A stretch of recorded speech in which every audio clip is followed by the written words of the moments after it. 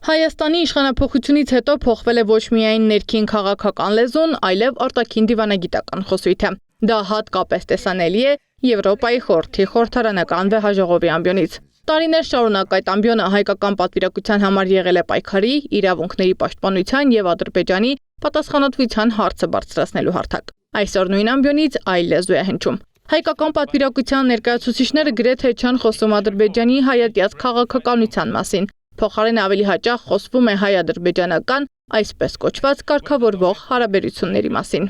Վերջին մի քանի տարիներին, մասնավորապես 44-օրյա պատերազմ կրած պարտությունից հետո, երբ հանկարծ պարզվեց, որ Արցախի հարցը թոկ էր Հայաստանի Հանրապետության վզին եւ դրանից պետք էր հրաժարվել, կտրել այդ թոկը եւ այդ հարցում Նիկոլ Փաշինյանին օգնեց Ալիևը եւ Էրդողանը, իհարկե այս իշխանությունների խոսույթը փոխվեց եւ հիմա մենք տեսնում ենք, որ տարբեր միջազգային հարթակներում, լինի դա ԵԽԽՎ, լինի դա Դավոս, լինի դա այլ միջազգային հարթակ, այս իշխանությունները սազն առած Իլհամ Ալիև են գովում։